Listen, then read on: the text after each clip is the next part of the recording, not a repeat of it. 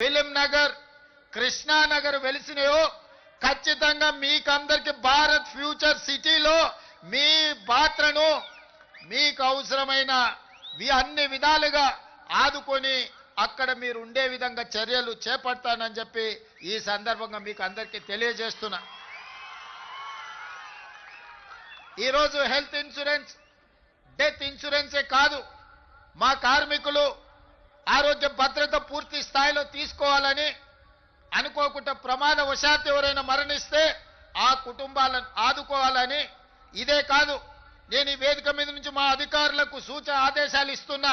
ఈ కృష్ణానగర్ ప్రాంతంలో 3-4 ఎకరాల ప్రభుత్వ స్థలాన్ని చూడండి. తక్షణమే నర్సరీ నుంచి 12th క్లాస్ వరకు సినీ కార్మికుల యొక్క పిల్లలు చదువుకోవడానికి కార్పొరేట్ స్థాయిలో మీకు పాఠశాల నిర్మించి మీ పిల్లలకు ఉచితంగా చదువు చెప్పించే బాధ్యత నేను తీసుకుంటా. ఈనాడు మీ శ్రమ, మీ త్యాగం, మీ కన్నీళ్లు మీ పిల్లల భవిష్యత్తు కోసం, ఆ పిల్లల భవిష్యత్తు కోసం ఉదయమే బ్రేక్ఫాస్ట్, మధ్యాహ్నం మంచి లంచ్ పెట్టే బాధ్యత కూడా నేనే తీసుకుంటా. ఉదయం మీరు పని మీద వెళ్తే కనీసం మీ పిల్లలు నాష్టైనా చేసిండ్రా, కనీసం ఏమైనా ఒక గ్లాసు పాలు తాగినరా లేదా చూసుకునే పరిస్థితులు మీకు లేవు. అందుకే నాణ్యమైన బ్రేక్ఫాస్ట్ ఇవ్వడమే కాదు, ప్రతిరోజు వాళ్లకు పాలు ఇచ్చి, ప్రతిరోజు వాళ్ళకు బ్రేక్ఫాస్ట్ పెట్టి, ప్రతిరోజు మధ్యాహ్న భోజనం కూడా పిల్లలకు పెట్టి మంచి చదువులను అందించే బాధ్యత నేను తీసుకుంటా, రాష్ట్ర ప్రభుత్వం తీసుకుంటుంది.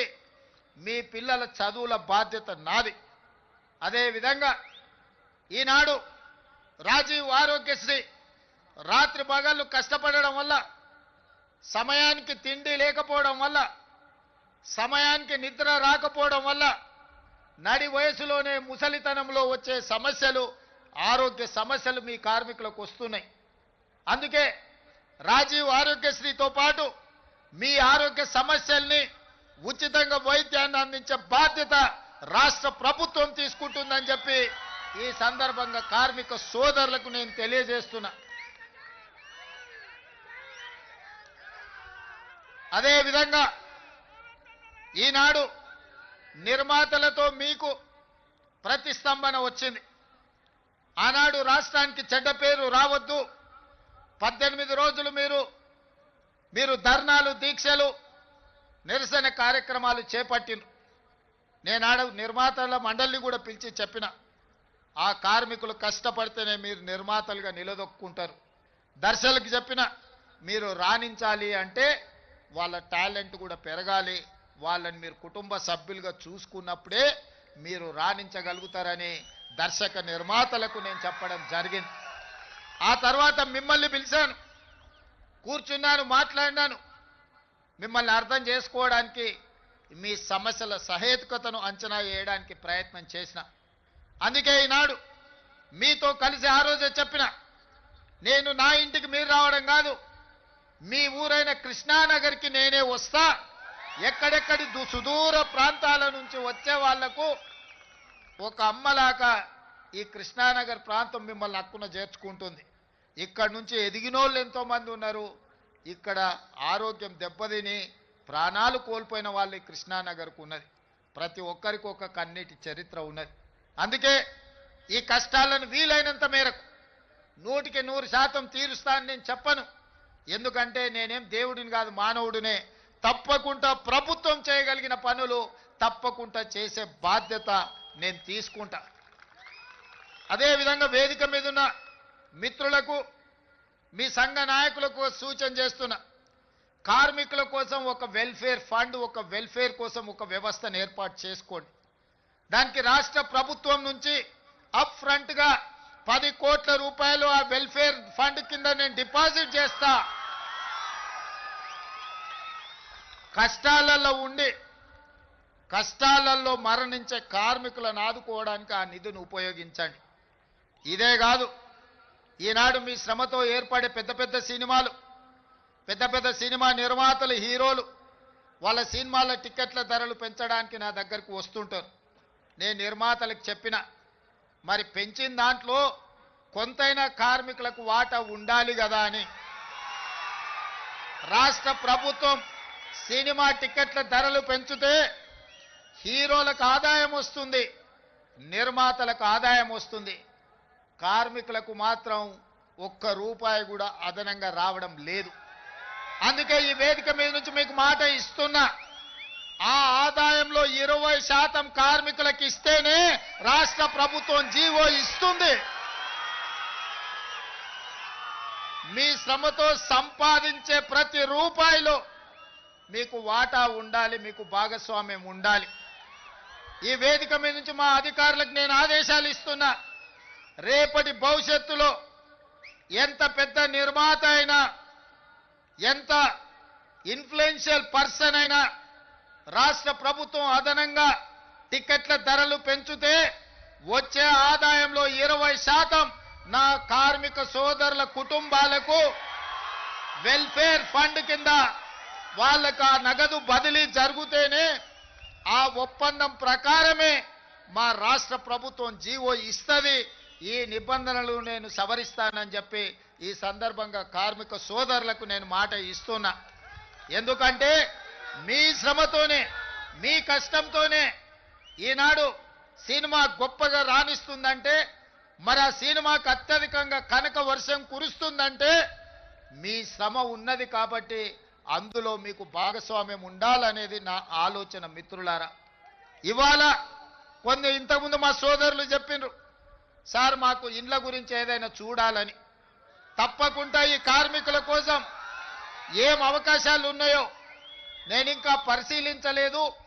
తప్పకుండా మీ ఇండ్ల కోసం ఏం సహాయం చేయగలనో నేను ఒక్కసారి అంచనా వేసుకున్న తర్వాత మీ 24 క్రాఫ్ట్స్ అసోసియేషన్ నాయకులను పిలిచి వాళ్ళతో మాట్లాడి మీ సమస్యను పరిష్కరించే విధంగా తప్పకుండా ఈ పరిష్కారం చూపిస్తా. అదేవిధంగా మీ అసోసియేషన్కి భవన్ లేదని కూడా నా దృష్టికి వచ్చింది.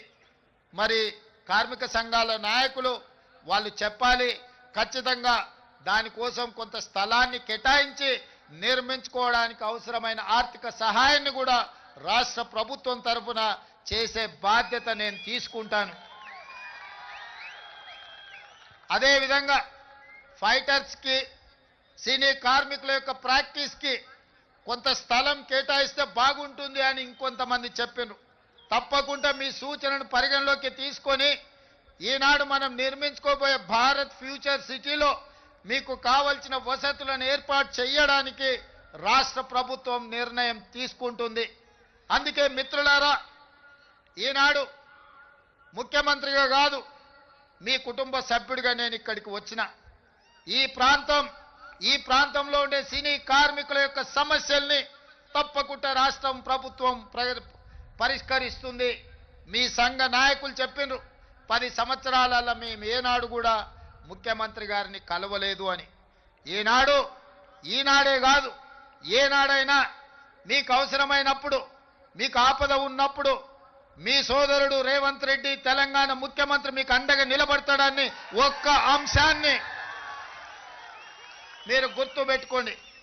మహాభారతంలో చాలా గొప్ప గొప్ప క్యారెక్టర్స్ ఉన్నాయి, కానీ నాకు నచ్చిన క్యారెక్టర్ కర్ణుడు.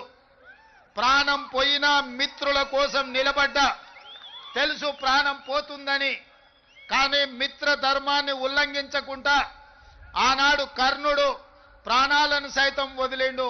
అందుకే ఈనాడు కూడా చరిత్రలో కర్ణుడి యొక్క త్యాగం గురించి మనం మాట్లాడుకుంటాం. అందుకే ఇవాళ చెప్తున్న మిత్రుడుగా మిత్ర ధర్మాన్ని, మీ సమస్యల్ని పరిష్కరించే బాధ్యత నాది. మీకు అండగా నిలబడతా, మీ సమస్యల్ని పరిష్కరిస్తా. మీకందరికీ తెలుసు, నిర్ణయం తీసుకోనంతసేపు నేను ఆలోచన చేస్తా, నిర్ణయం తీసుకున్న తర్వాత అమలు చేస్తే ఇంకా ఆలోచన చెయ్యను. ఈనాడు మీకు అండగా నిలబడాలనే నిర్ణయం తెలంగాణ రాష్ట్ర ప్రభుత్వం తీసుకున్నది. ఖచ్చితంగా కార్మికులకు సహేతుకమైన సమస్యల్ని పరిష్కరించి రాష్ట్ర ప్రభుత్వం వైపు నుంచి మీకు అండగా నిలబడి మిమ్మల్ని ఆదుకునే బాధ్యత తెలంగాణ రాష్ట్ర ప్రభుత్వం తీసుకుంటుంది. ఇంకా ఏమైనా సమస్యలు ఉన్నా నవంబర్ చివరికి మళ్ళా మిమ్మల్ని అందరినీ పిలుస్తా. మీ సంఘాల నాయకులని కలుస్తా. నవంబర్ చివరి వారంలో మీతో కూర్చుంటా. డిసెంబర్ 9 నాడు 2వ సంవత్సరం తెలంగాణ రాష్ట్ర ప్రభుత్వం ఏర్పాటు చేసి ఉత్సవాలు జరుపుకోబోతున్నాం. డిసెంబర్ 9 నాడు మీకేమేమి చెయ్యబోతున్నామో ఆనాడు స్పష్టంగా ప్రభుత్వం ఆదేశాలు ఇస్తుంది. ఈ 2 నెలల్లో మీ పిల్లల చదువుల కోసం స్కూల్ కానీ, నిధులు కానీ, మీ కార్యాలయం కోసం స్థల కేటాయింపు కానీ, మీ వెల్ఫేర్ ఫండ్ కోసం నిధులు కానీ, దీనికి సంబంధించి ప్రతి విషయంలో నిర్దిష్టమైన ప్రణాళికతోని తెలంగాణ రాష్ట్ర ప్రభుత్వం ముందుకు వస్తుంది. ఇప్పుడు మీరు చూసిండ్రు కదా, మన సంకల్పం ఉంటే, మన పట్టుదల ఉంటే, మన ఆలోచనలో చిత్తశుద్ధి ఉంటే ప్రకృతి కూడా సహకరిస్తుంది. ప్రకృతి కూడా సహకరిస్తుంది.